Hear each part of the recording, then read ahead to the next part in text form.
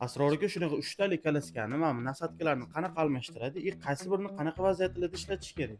Hozir men senga ko'p vaqtingni olmasdan tez tushuntirib beraman. Har doim birinchi bo'lib ishlatiladigan narsasi korzinkasi.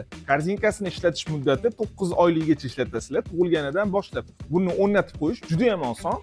Ikkita chetida teshik tarafi bor, xuddi shuni o'tib qo'yiladi. Buni yechib olish juda ham oson. Ikkita tarafida knopkasi bo'ladi. Baravar bossanglar yechiladi. Bundan keyin ishlatiladigan narsa avtokrislo. Avtokrisloni ishlatish muddati 1,5 yoshgacha tug'ilgandan boshlab ishlatasiz. Buni qo'lingizda ko'tarib yursangiz ham bo'ladi, mashinaga qo'yib ham ishlatsanglar bo'ladi, kolyaskaga qo'ysanglar ham bo'ladi va yer joy bo'lsa, oddiygina ruchnoy lyulka qilib ham ishlatsanglar bo'ladi. Kolyaskaga ulash juda ham oson. Ikkita arig'iga shunday joylashtirib tiqib qo'ysanglar bo'ldi.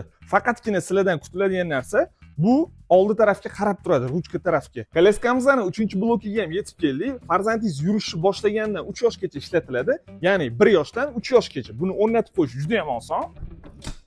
Ichki taraflariga keladigan bo'lsak, o'tirishga juda ham qulay. 5 tali xavfsizlik remellari, matrasliklari chiqadi. Agar charchagan bo'lsa, orqa tarafdan juda ham oson yopqizib qo'ysangiz bo'ladi. Bittagina knopka bilan. 3 tali kolyaskani qanaqa vaziyatlarda ishlatish va qanaqa ishlatishlarini bilib oldingiz. Bu videoni 3 tali kolyaska, ya'ni 3 v 1 kolyaska ishlatadigan tanishingizga jo'natib qo'ying. Videoga like bosib, esdan chiqmasin.